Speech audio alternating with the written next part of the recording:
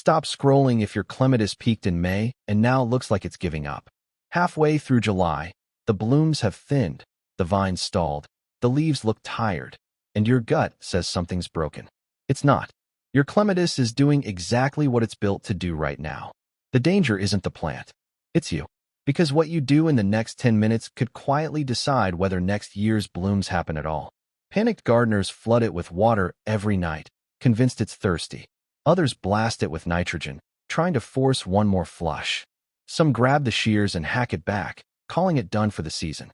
Every single one of those instincts backfires. And one specific symptom on large-flowered varieties gets misread so often that overreacting to it can cost you months of growth you never needed to lose. Today I'm handing you exactly what your clematis needs this month, and the silent mistakes robbing next year's flowers before you even notice. First, drop your US state or growing zone below right now. Clematis in Zone 4 lives a completely different life than clematis in Zone 9, and I want this to actually fit your garden. I read every comment. Let's dig in. Number 1. Cool the roots, even while the vine sunbathes. Every clematis grower's herd head in the sun, feet in the shade, and almost everyone only does half of it. They plant it somewhere sunny and forget the roots exist. That's the July mistake. Clematis roots sit shallow, close to the surface, and afternoon sun can turn that top layer of soil into an oven, hotter than the air above it. The plant doesn't scream about it. It just quietly shuts down. Fewer flowers, duller leaves, sluggish new growth, and during a real heat spike, buds that simply fail to form. The fix is simple. 2 to 3 inches of mulch, bark, or compost around the base. Insulate and retain moisture, but leave breathing room at the crown, or you invite fungal rot. Experienced growers go further, tucking low companions like hardy geraniums, heucheras, or creeping phlox right at the base. You're not shading the vine, you're shading the roots, which are the ones actually suffering. Number 2. Deadhead now. Every faded bloom is stealing fuel from the next one. The second a flower fades, your clematis redirects energy into building seed heads. Gorgeous later, expensive now. This doesn't mean strip every bloom. Leave some if you love those silvery seed heads in fall. But for repeat blooming large-flowered hybrids, this is the exact window that decides whether you get a second flush. Trace the spent flower stem down to the first strong, healthy leaf pair and cut clean just above it. That single snip redirects energy straight into new flowering wood. But know what you're growing first. Some clematis bloom once and stop no matter what you do. Others flower continuously all summer. Save the plant tag. It becomes gold a year later. Number 3. Train the soft new growth now, before it turns to wood. Everyone stares at the thick, old stems. Wrong focus. The soft green tips are the story. They can stretch several inches a week, climbing by wrapping their leaf stalks around anything thin enough to grip. Leave them unguided and they tangle. Then a summer gust twists or snaps them outright. Once that same growth hardens later, repositioning it breaks it. A few minutes every week or two, gently steering new shoots across open trellis space instead of letting them pile up top. Use soft ties sparingly and loose. Clematis stems thicken fast, and a tight tie strangles them as they grow. Do this, and instead of a crown of flowers only up top, you get blooms cascading top to bottom. If this is the first time someone's actually explained the why behind clematis care instead of just tossing you a checklist, subscribe. This channel goes deep on exactly this every week. Number 4. Read the leaves before you panic about the flowers. Flowers fade fast. Leaves stick around for months, making them your best early warning system. Older leaves yellowing near the base while new growth stays vibrant? Normal aging. Ignore it. But uniform pale leaves across the whole vine signal nutrient trouble, water stress, or compacted soil. Crispy brown edges usually mean heat plus inconsistent watering. White powdery patches mean mildew, especially where airflow is poor.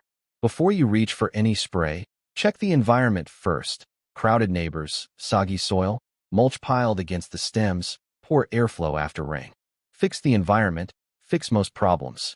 One more July-specific check. Flip the leaves over. Spider mites thrive in hot, dry weather, and they're nearly invisible. You'll spot pale speckling before you spot the culprit. Catch it early, and a firm water spray on the undersides handles most light infestations. No chemicals needed. Number 5. Learn real clematis wilt from ordinary afternoon droop. Because panicking over the wrong one costs you months. Few words spook growers faster than clematis wilt, and the instinct is to assume disaster and start hacking. But a slightly droopy vine on a scorching afternoon that perks back up by morning? That's just heat, not disease. Real wilt looks and moves differently. One healthy stem collapses almost overnight, leaves blacken, flowers shrivel, and it looks like the water was simply switched off, while the rest of the plant stays fine. If you see that, don't cut the whole plant. Cut the affected stem several inches below the damage with clean pruners, and bin it, don't compost it. Here's the twist that should calm you down. Clematis is planted deep on purpose, with dormant buds waiting below soil level. Lose a stem to wilt, and those buried buds usually push fresh growth within weeks. The goal isn't fear, it's correct identification before a rash decision. Number 6. This isn't a feeding month, it's a recovery month. After the spring show fades, the urge is to force another bloom with fertilizer. It backfires. High nitrogen builds soft, lush growth that looks great and produces fewer flowers, because the plant's pouring energy into leaves instead of buds, and that soft growth is a magnet for drought stress and disease. If your soil's decent and gets regular compost, skip extra feeding almost entirely.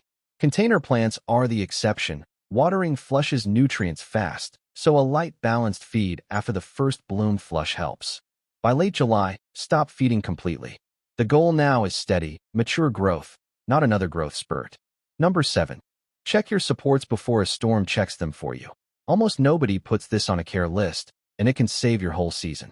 Your vine's added feet of growth since spring, more surface area for wind to grab. A trellis that survived spring breezes can fail under summer load, and woody clematis stems don't bend back once broken. Check screws, brackets, ties. Swap out sun-brittled twine. Watch for stems rubbing against rough wood or metal. Friction wounds invite disease. As you train new growth, spread it evenly across the support instead of stacking it at the top, improving airflow and spreading wind load. Bigger picture, July isn't just about this season's flowers. It's quietly building next year's. Steady watering, clean, healthy leaves, secure supports, and moderate feeding all forge a stronger vine for a better show ahead. Resist the urge to fuss over it daily.